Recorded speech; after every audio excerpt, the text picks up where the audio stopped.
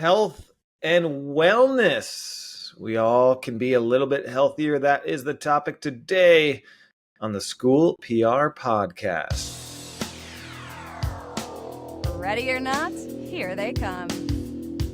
Be sure to visit schoolstatus.com, peachjar.com, nickelstrategies.com, and smore.com. Advocating for public education, sharing our stories and celebrating our schools, students, and staff.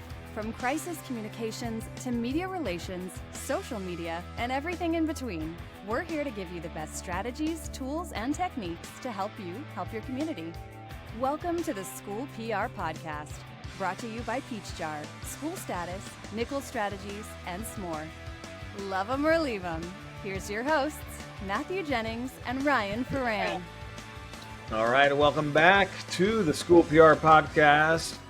A little bit of a left turn today, but it's an important one, Matthew. We're going to talk a little health and wellness and specifically nutrition.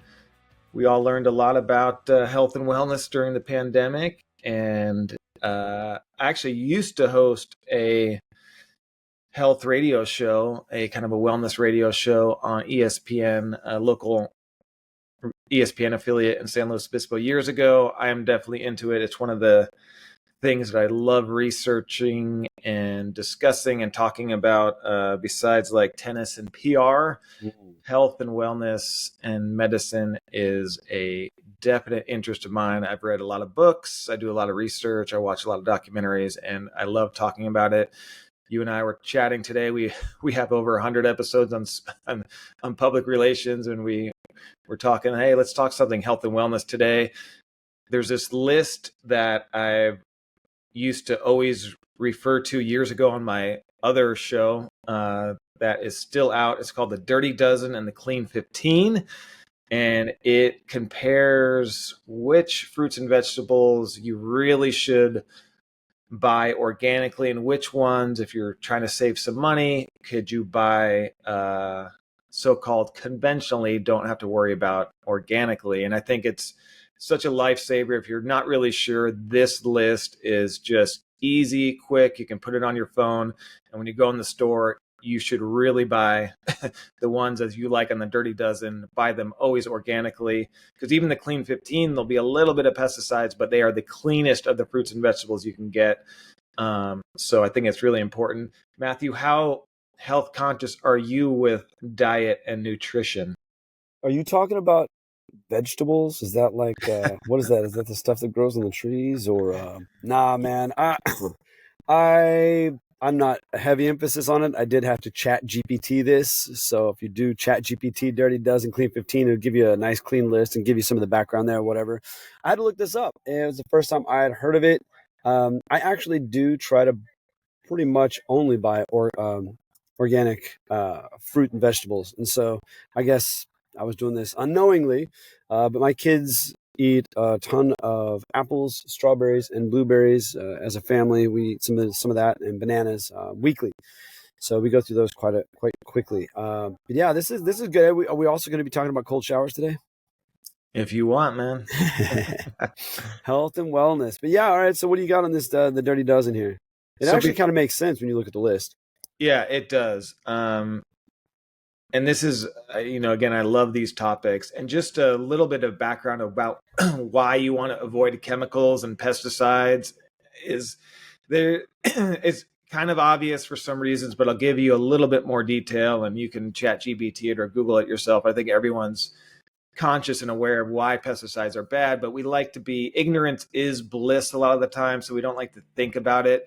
But you really should, especially if you have some kind of health issues, you have some symptoms, joint pain, you have an autoimmune, you may have cancer, you may have this or that. You definitely do not want any more toxins. And that's what pesticides are. One of the problems with our health and wellness today, and it's kind of sad because we've never had more information in our lives. In this point in time now, we're very wealthy country. We have some of the best scientists, medical doctors, and research, yet we're one of the sickest nations. One of the reasons I believe, and a lot of people point to, is our toxic load. Yeah. So there's so many things that our body would consider toxic and needs to get out. And, from the lotions we put on our skin to the detergent to the toothpaste to perfumes, like there's toxins everywhere. So the more you can avoid them, the healthier you will be. Specifically for pesticides, they are a definite known hormone disruptor. They affect your thyroid function, your estrogen, testosterone, your insulin sensitivity. Huge. We've been hearing the past decade about your gut microbiome. That's kind of a new thing, but it really causes issues with leaky gut, chronic inflammation. It impacts your immune system big time. You're getting less nutrient absorption, which is already an issue. Then there's neurological effects, ADHD, cognitive decline, brain fog, headache, the huge Cancer overload. risks. Oh, big time cancer risk, Yep. autoimmune, the load on your liver and kidneys. So, I mean, there's so many things, and these are just some of the known links to pesticides. So you definitely want to avoid them when you can. So we just thought we'd give you the top 12 that you really should always buy organically. I buy most everything organically when I can, but here are the top 12 that you really want to buy organically. And Matthew mentioned some of my favorites too that you and your family eat all the time. But number one on the list to buy organically in the Dirty Dozen is strawberries. Strawberries, and it makes sense because you eat the exterior, and a lot of people, you can associate like what you're eating that gets sprayed with this glyphosate and all the stuff that is not good for us. They spray it directly on there. The other thing, though, to keep in mind, even with bananas and oranges where you're peeling it, the pesticides and the chemicals still get soaked up through the Seep in. groundwater, Totally. right? And so they're ingested as much, but it's a double whammy if you're eating strawberries where it's in the groundwater and it's on the fruit itself. So strawberries is number one. Spinach is number two, and those are both kind of considered superfoods. The other problem with spinach, if you have joint pain specifically, and this is kind of next level, is the oxalates. So if you're having joint pain, you don't know why, and you're a spinach person, which I used to be big time. Spinach has a lot of oxalates that can cause joint pain, so be careful of that. Kale is number three. Kale and mustard greens. Grapes, another favorite of the kids, is number four. Peaches, 5. Pears, 6. Nectarines, 7. So again, all those fruits that you're eating, the outside skin, those are right there. Another one of my staples that I've eaten a million of is apples. That's number 8. Always buy those organically. Number 9 is bell and hot peppers. So any type of peppers, again, you eat the outside. And 10 is cherries. 11 is one of everyone's favorites. Blueberries, so good for you, but always buy those organically if you can. And number 12 on that list is green beans. You know what's funny? Blackberries aren't on that list because I would think blackberries are probably in that same grouping, and that's another favorite of the kids. You're eating the whole little thing. So, and sometimes it has to do with how much they have to spray, and so blackberries may not have the insect problem that the other ones do for some reason. That's so true. But that's a good point because there are some of those that aren't on the list. So again, I always try and buy organically, but it's not always easy. You ever grow your own fruits? I would love to, but I have not. No, I've tried it, and the bugs are just insane. I mean, I had some beautiful strawberries one year, and before I could eat them, the bugs destroyed them, and they just move in so fast, and they just take over. And I even went and got ladybugs, and the bugs were eating all the little aphids and everything else. But yeah, it's really hard. So man, hats off to farmers out there and those workers that are able to do this in an organic way and be able to provide us better choices while we're at the market for sure. But it's hard. I don't even know how some of them do it organically. Well, you just hit the nail on the head. Why are they spraying all this? Because if you've ever grown your own fruits and vegetables, it is so hard to keep the bugs away from eating them and destroying them. So, but then it's become so easy. And now even the glyphosate, and I won't get off on this topic, but that's why so many people have celiacs and are getting away from gluten because of how much glyphosate is sprayed. So they spray it during growing of it, and then afterwards they spray a lot of crops so it helps the processing. So it gets sprayed 2 and 3 times. And it's not so much the gluten everyone's allergic to, it's the glyphosate that is all over our gluten. A lot of people go to Europe and they eat pizza, pasta all day and feel great. You come back and try and eat it here, you're bloated, you're sick, you get rashes. So that's one of the reasons people believe that. But before we end this one, let's get to the clean 15. These are the ones if you're budget conscious and you can be worried a lot less about buying organically, which is great. Again, it doesn't mean they don't have pesticides, but it's a lot less. And these are the 15 lowest. And there's some great news, number 1 and number 2 on this list, depending on what year you're looking at. But number 1 is avocados, which is a total superfood that we all eat, which is great. Sweet corn is number 2. I don't touch corn. Yeah, I don't touch corn anymore. I used to love corn, but it's so much genetically modified in our country that I don't really do corn anymore. But that is number 2. If you like corn, that's good news. Pineapple, 3. Onions, papaya, sweet peas, asparagus. Just going down the list here.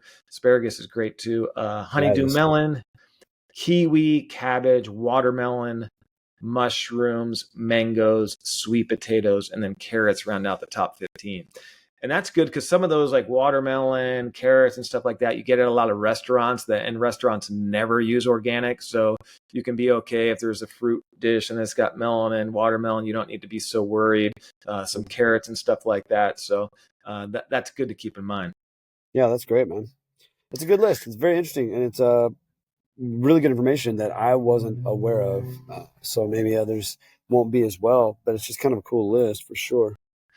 Yeah, so that's the Environmental Working Group, EWG.org, puts this out every year. They've been doing it for a year. They're kind of a consumer watchdog, and they just do this. It's a nonprofit, and they do a lot of things. I would advise people, another thing that is interesting and a whole different topic, but on their website, they also recommend sunscreens. We all have been told about the dangers of the sun, and we're all getting skin cancer and all this. There's been a lot of pushback, especially from the holistic functional medicine people. Like, no, don't go in the sun for 3 hours. But getting direct sunlight and vitamin D is so essential to people. We've all been lathering sunscreen on, myself included, for years, out playing tennis, golf, and using some of that cheap stuff that we get at the stores. And the question a lot of people are asking, are the chemicals in those sunscreens actually doing more damage and causing more skin cancer than the actual sun? So they have which I think is a phenomenal question, because since the advent of sunscreen, if you look at the rates of skin cancer, there is a direct correlation, some would argue. Anyway, EWG.org has a great list of much safer, less toxic sunscreens and mineral sunscreens that you can use that don't have a lot of those harsh toxic chemicals. So I recommend their site for that too. That's kind of a cool tip. Absolutely. Sunscreens, and I don't know, you and I talked about this once, Ryan, wearing sunglasses outside. I don't remember. I meant to go back and do the work on this, but I've heard that just wearing sunglasses outside actually can inhibit your body's production of vitamin D out in the sun, because you're blocking the sun's rays and your body's like, oh, it's darker outside. So I know there's some research on that. I need to go back and look at. It's a great point, and I've heard the same thing, and it's true. And there's a sleep doctor that I follow on Instagram, and I have blue eyes. I mean, me and you we're very pale. We've been caking on sunscreen for years. We have light eyes. So I've had sunscreen, sunglasses for years. But what that does, absorption of vitamin D, like you said, but the eye thing too, especially with people with sleep problem, you want direct sunlight into the eyes. It helps, I think, with melatonin production and things like that. A lot of the biohackers, they'll say first thing in the morning, you want to go out and get direct sunlight right away. And that kicks in your circadian rhythms, the melatonin process, and all that. So you're right. We go outside, sunscreen, sunglasses, and we're not getting that natural sunscreen, and the sun absorbs vitamin D. But again, it's one of those, it's like water too. Like, we started in the past decade, 2 decades, hearing about how much water we need to drink. It's like, well, when did that start happening? Well, when they started selling water. Same thing with sunscreen. You got to lather this on. It's like, people existed for hundreds and thousands of years without sunscreen. Now, you don't want to go out and burn yourself. I mean, don't by any means do that. Exactly. But there are a lot of new science, and as unhealthy as our country is overall in many countries, the great thing is we do have this information age where people can do a podcast and there's so many functional doctors. And if you're looking for more information, I can talk about this all day, recommend people for you to follow, documentaries for you to watch. I'm also curious because I thought about doing a whole health podcast. So if you're interested in more of these, let us know, because I love chatting about it, love doing the research. Yep. But there's so many good people to follow that have kind of a different school of thought, but a lot of research based, and some of the things we've been doing wrong over the years and some of the studies they got wrong and the food pyramid maybe should be reversed and things like that. But I do think it's really important because so many people, I don't know about you, Matthew, but I know way too many people that have had cancer so early, people in their 40s and 50s passing away, autoimmune, all these symptoms. People are sick, depressed, anxiety, and a lot of it is the toxic overload, and a lot of them are easy swaps that we can avoid. So I'm big time into it and think it's so important for people. I would agree with that. Absolutely. Yeah, we can do more of these, and we can talk sleep, and that's a whole nother topic. And, it's interesting. You said one thing I'll say really quick, and I know we got to go, which is that, you said, when did we start hearing about drinking water? When they started bottling it and selling it? When did we start hearing about wearing sunscreen? When they started making sunscreen?